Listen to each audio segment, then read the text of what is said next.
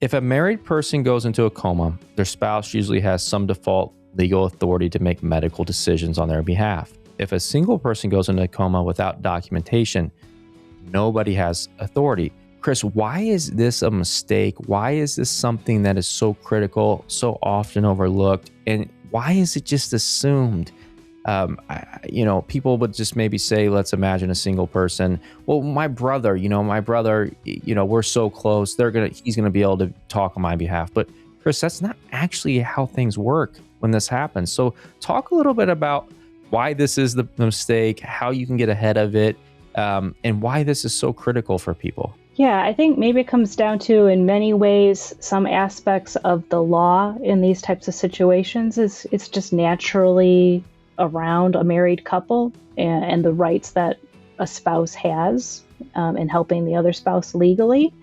So if you don't have that spouse, there's nobody under the law that is by default going to step in and help manage your healthcare decisions, or to help go to the bank and help pay your bills while you are incapacitated, in the hospital for whatever length of time. So there are planning documents, legal documents that every person really needs to have in place, where you are in control of who you name.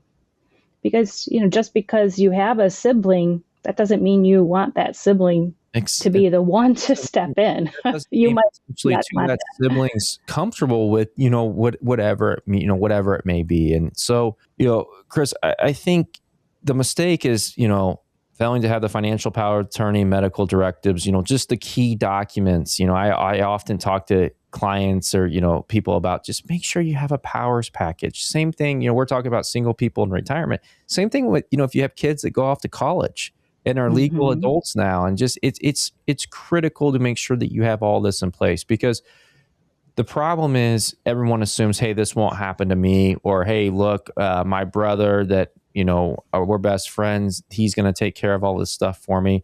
But the reality is, don't leave it up to the courts or a judge or whoever it may be. Make sure that you have all these documents in place.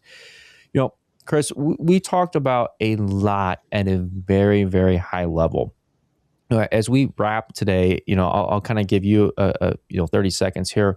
If you could give one piece of advice to someone that's out there and they're single for whatever reason or whatever circumstance, what's the most important thing, and where do you start? Because this is overwhelming. We do this every day, and we've talked about various different things.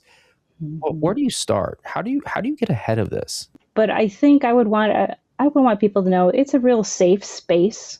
And we're here to help and to make a difference for you and to help you get organized.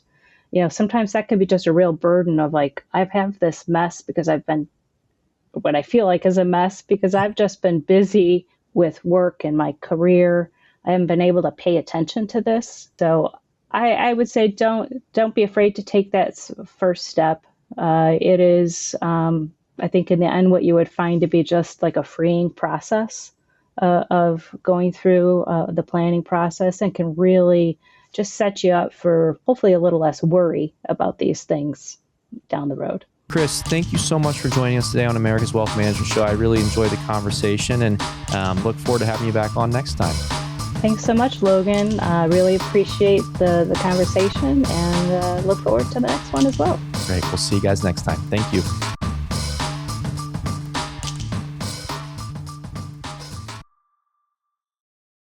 The views expressed represent the opinion of Modern Wealth Management, LLC, an SEC-registered investment advisor. Information provided is for illustrative purposes only and does not constitute investment, tax, or legal advice. Modern Wealth Management does not accept any liability for the use of the information discussed. Consult with a qualified financial, legal, or tax professional prior to taking any action.